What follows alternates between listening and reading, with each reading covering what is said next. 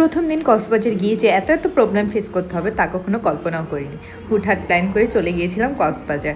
আমার full family গিয়েছিলাম আমরা কক্সবাজার ট্যুরে। তো আমাদের এই ট্যুরে কি হলো এবং আমরা কি সমস্যা ফেস করলাম তা নিয়ে থাকতেছে আজকের ব্লগটা।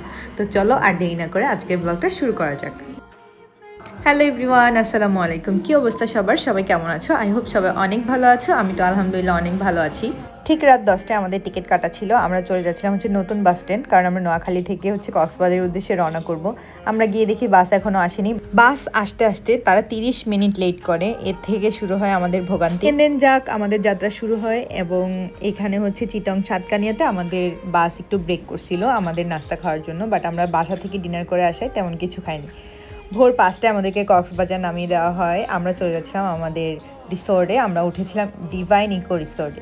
আমরা রিসোর্টে পৌঁছানোর পর আমি আব্বুকে কল করলাম যে আব্বু আমরা পৌঁছে গেছি। এরপর আব্বু উকিয়া থেকে চলে আসছে।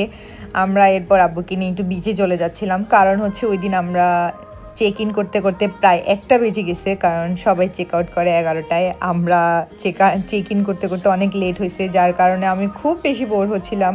বিচ পার বসে আমি অনেক কিছু লিখতেছিলাম। ফার্স্টেই যেটা লিখতেছিলাম তোমরা তো দেখতেছো। আমি আম্মুকে খুব বেশি মিস করতেছিলাম, আমাদের ফ্যামিলি ট্যুরের মধ্যে আমার আম্মু অন্যতম। আম্মুকে ছাড়া আমি প্রথমবার আমার ফ্যামিলির সাথে ট্যুরে গেছি, এটা ভাবতেই কেমন জানি খারাপ লাগে। আর আমি বসে কত কিছুই ক্লিপ নিচ্ছিলাম। প্লেন যাচ্ছিল, নৌকা যাচ্ছিল, এইগুলোর ক্লিপ নিচ্ছিলাম বসে। এই ফার্স্ট টাইম আমি কক্সবাজার গিয়ে এত বোরিং টাইম স্পেন্ড করতেছিলাম। আমরা দেন সাগর পাড় থেকে চলে আসি আবার রিসোর্টে। এসে আমরা বসেছিলাম কতক্ষণ, হাওয়া খাচ্ছিলাম বসে, আর কোনো কাজই ছিল না। আমি খুব বেশি বোর হচ্ছিলাম।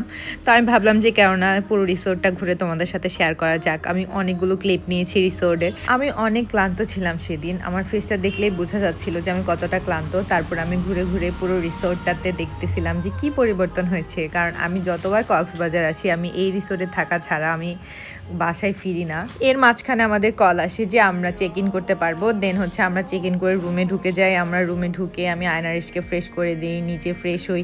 তারপর অনেকক্ষণ একটু রেস্ট করতেছিলাম। আমাদের লাঞ্চ টাইমে বের হব আমরা ভাবতেছিলাম, বাট এর মাঝখানে আমি আয়নারিশকে খাবার দাবার খাইয়ে ঘুম পাড়িয়ে দিয়েছিলাম।